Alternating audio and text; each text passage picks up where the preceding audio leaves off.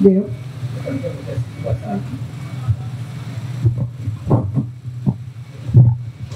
Kwa mtazamo wangu, kwa kuangalia namba imefanikiwa kwa kiasi kikubwa sana.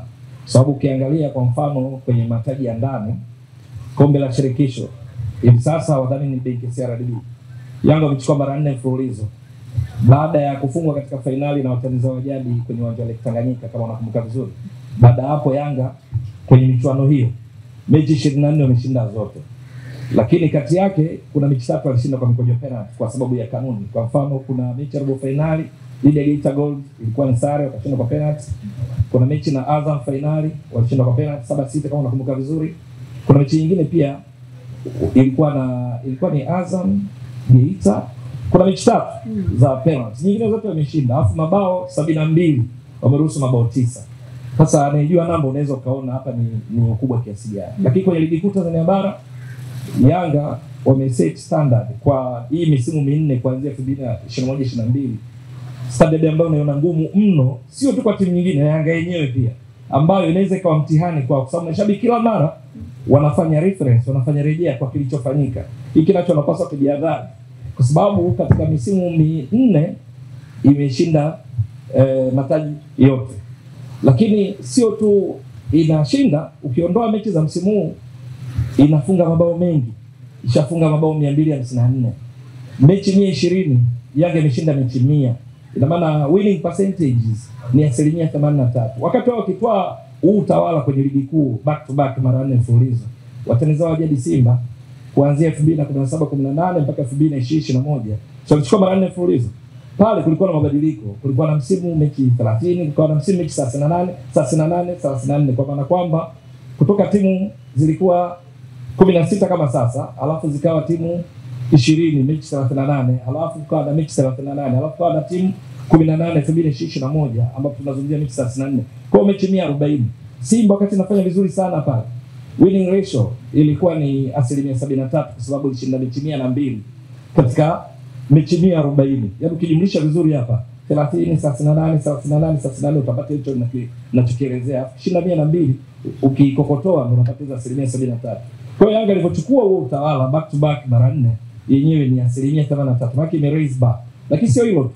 Katika ligi kuu Tanzania bara toka ianzishwe kutoka kwa ligi daraja la kwanza mwaka 1996-97. Timu ambayo iliwahi kufanya vizuri sana in terms of percentages ni Simba 2009. Mechi zilikuwa 22, ilipata pointi 62 katika 66. Kwa hiyo performance ilikuwa 94. Lakini kuanzia 2010 kwenda juu huko timu ili ushinde wakati mwingine Yanga ishie kuchukua ubingwa performance ya 70.5 sababu ilipata pointi 55 kati ya 78 mechi 26. Lakini leo hii mtihani uliowekwa pale na Yanga wenyewe, nasisitiza huu ni mtihani kwa Yanga wenyewe pia, yani mbali na timu nyingine kwanza, ni kwamba 2021-22 Yanga unbeaten. Mechi 30 ilishinda mechi 22, sare 8, mabao 49, ikaruhusu mabao 8. Pointi 74 unazungumzia performance ya 82.22 infinity around 82. Kwa hiyo kwenye kuanzia 2010 hiyo ndio best performance, lakini ukichukua na mpaka tangu ianzishwe na maana inakuwa ya pili, sio? Lakini msimu unaofuatia kutoka pointi 74 kwa kujua kwamba washindani wao unazungumzia Simba, Azam na wengineo watakuwa wanafuata hiyo Yanga wakaongeza tena pointi wakafika 78. Ni katika msimu ambao Simba kweli walikuja wakapata pointi 73. Maana yake matokeo ya mechi zao mbili katika msimu yalitofautisha nani ya bingwa. Yanga kana pointi 78. Ni performance ya 87 round. Sababu 86 plus 86 engineer anajua kizi round inakuwa 87. Kwa hiyo umepanda kisha tena. Haitoshi. The following season baada ya hiyo 2023-24 Yanga waka raise tena pointi 80 katika 90. Hapo nazungumzia performance ya 89, alafu mabao wakafunga 61. Lakini haitoshi, msimu uliopita wakaleta balaa zaidi kwa sababu wakapata pointi 82 katika 90. Ni performance ya 91. Alafu wakaleta mpya ambayo katika ligi bora 27 barani Afrika. Kwa mujibu wa CAF, ligi bora namba 1 ni Misri, ligi namba 27 sababu 25 ni Eswatini, unakutana Niger, kuna Burkina Faso. Ligi zote hizi hakuna bingwa huwa anafunga mabao mengi kuliko points. Lakini katika mashirikisho 54 ni sababu gani? Ni hesabu rahisi tu. Ukishinda points 3 Lakini unaweza kashinda moja bila mechi 10 ukapata mabao 10 akiwa na pointi 30. Kwa hiyo ni nadra sana kuwa na mabao mengi kuliko points. Yanga wamaliza na pointi 82, performance ya mechi 91, lakini mabao 83 katika mechi 30. Maana yake kwa wastani kila mechi, kila dakika 32 na sekunde 32 unafunga bao moja, ambayo haishindi tu Afrika nzima. Sasa hapa sio udamiti, sio mughalabu tunasema, sio exaggeration of facts. Ni dunia nzima katika ligi bora 5 duniani. Alafu Afrika chukua ligi zote bila kujali ligi 5. Yanga ndo the best kwenye ligi yake. Hapa msisitizo, asitokee mtu akasema Yanga ni bora kuliko Man City au Barcelona. Simaanishi hivyo. Na maanisha kwenye ligi yako na perform vipi. Yanga kufunga mabao 83 katika mechi 30 ni dakika 2700. Maana kila baada ya dakika 32 na sekunde 32 kamba zinacheza za mpinzani. Alafu wameruhusu mabao 10. Sasa wastani huu ukilinganisha katika ligi bora duniani, mwingine atashtuka duniani kwa mpira wa miguu chini ya mwamvuli wa FIFA, tunazungumzia CAF ambayo Yanga ndio the best. Tunazungumzia AFC ligi za ubora 5, tunazungumzia Saudi Arabia, unazungumzia ligi ya South Korea, Japan. Kule hakuna inayofikia kiwango cha Yanga. Unazungumzia OFC Oceania, yani visiwa vya Vanuatu, unazungumzia Fiji, unazungumzia New Caledonia, hakuna inafikia Yanga. Unazungumzia CONCACAF ni Amerika ya Kati, Kaskazini na Caribbean. Unazungumzia Marekani, unazungumzia Honduras. Kule ligi 5 bora katika shirikisho lile la CONCACAF, hakuna yenye performance kama Yanga. Ukitoka hapo unaenda CONMEBOL ni Amerika ya Kusini. Hapo unazungumzia ligi bora 5 ni Brazil, Argentina, Colombia, kuna Paraguay. Hakuna ile perform kama Yanga kwenye ligi yake. Hapa msisitizo, sababu ndugu zangu najua hawakawi kusema Yanga bora kuliko nazungumzia performance kwenye ligi yake. Lakini unazungumzia UEFA ligi 5 bora, unazungumzia Italy, unazungumzia England, unazungumzia Spain, unazungumzia France. Huku sasa ndo walau kidogo kuna ambaye anataka kuichallenge Yanga lakini hajaweza kwa ya kwanza.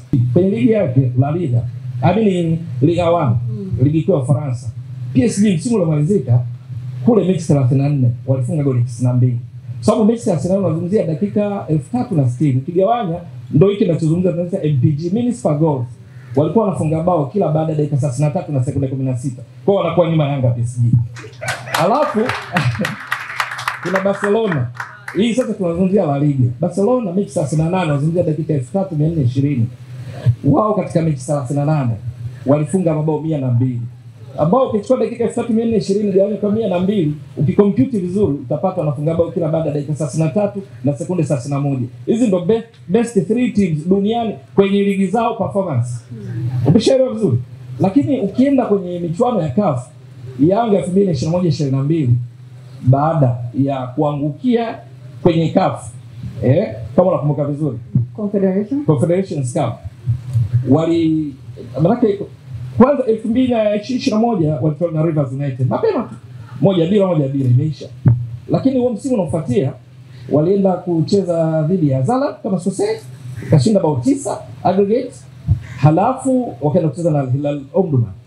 Sio? Wakatolewa. Ina maana unaangukia kwenye playoff kwa kanuni zilizopita, sasa hivi hazipo hizo. Walipoenda kwenye playoff wakacheza na Club Africain bila kwa Mkapa. Yanga ikimiliki mpira 69%, lakini mshasiku mashuti 5 on target, wale 5 on target bila. Walipoenda Tunisia Rades, Yanga walishinda 1-0. Matokeo yake wakaingia kwenye group stages. Wakaenda mpaka finali inayosemwaje, unazungumzia mechi sasa 14 ukiongeza na playoffs zile mechi 2 dhidi ya Club Africain. Kwenye mechi 14 Yanga imeshinda 9. Imeshinda mechi 9 kati ya 14 ambazo ukifuatilia vizuri katika msimu ule katika michuano ya CAF Kazidatao, yani chukua ligi ya mabingwa na kombe la shirikisho, timu best kwa performance ni Yanga. Sizungumzii bingwa. Yanga walifika finali. Nazungumzia performance max kwenye match by match basis. Away Yanga ilikuwa namba 1, afu ya pili Mamelodi. So Mamelodi away yenyewe ilishinda finali ligi ya mabingwa. Away ni mechi 5, ilishinda 3 alafu ikatoa na sare. Lakini ilishinda 2 sare 3, kapata pointi 9 za away kwa sababu mechi 5. Yanga away ilienda ilifunga Club Africain away.